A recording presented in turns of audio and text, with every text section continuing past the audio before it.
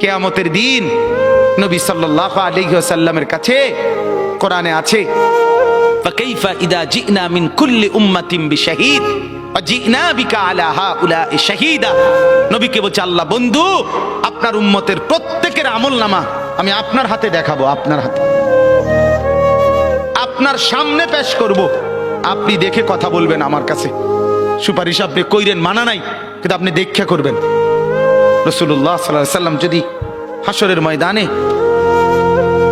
এরকম আমলনামা খুলে উল্টায় আর পৃষ্ঠার পর পৃষ্ঠা দেখে ফজর নাই, জোহর নাই, আসর নাই, মাগরিব নাই, ঈশা নাই, শনিবার রবিবার, মদ জুয়া, অবৈধ উপার্জন, গান বাদ্য, নাটক, সিনেমা, জিনা, ব্যভিচার, বেহায়া, বেপর্দা সব উল্টায়।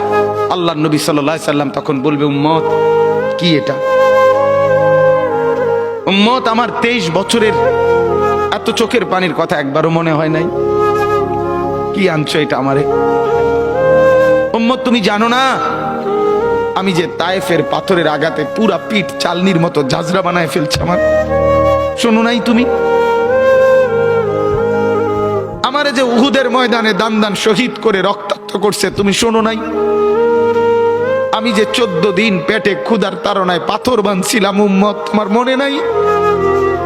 একবারও শোনো নাই আমার ক্ষুধার কষ্ট, আমার পিঠের ব্যথা, আমার দাঁতের ব্যথা, আমার কাঁধে 2টা কড়া ঢুকে গেছে উম্মত। আমার ঘরে 3 মাস আল্লাহর নবীর স্ত্রী আয়েশা বলছে, আল্লাহর কসম উম্মত, নবীর স্ত্রী বলছে 3 মাস 3টা চাঁদ উঠছে ডুবছে, রাআইনা হিলালান সুম্মা হিলালান সুম্মা হিলালান, 3 চাঁদ 3 মাসে নবীর 9 জন বিবির কারো ঘরে আম্মা জান আয়েশা বলে 1 ফোঁটা চুলায় আগুন জ্বলে নাই।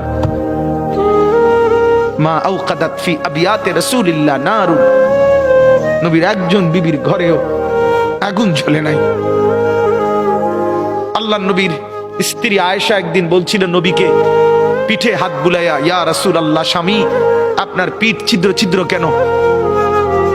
পুরা পিঠ চালনির মতো ছিদ্র ছিদ্র কেন? আপনার কি ছোটবেলায় বসন্ত রোগ হয়েছিল, গোটা হয়েছিল? আল্লাহর নবী চোখের পানি ফেলে বলছে, আয়েশা তুমি জানো না আমার এই পবিত্র দেহে তো কোনোদিন মশাও বসে না, মাছিও বসে না, পোকা বসবে কেমনে?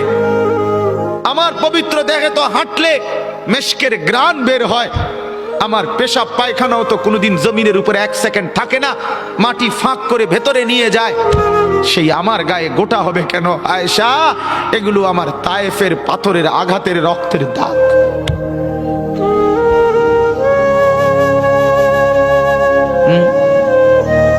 হলো না বাপ?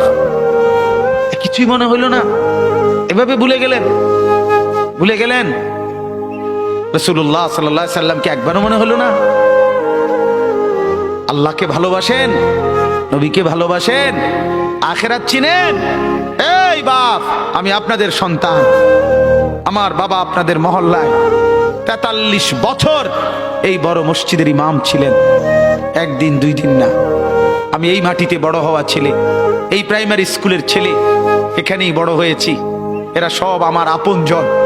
আমি আমার আপনজনদেরকে শক্ত করে বললাম, আমি যদি কারো ভাতিজা হই আপনি আমার চাচা, আমি চাই আমার চাচা যেন হয় জান্নাতি।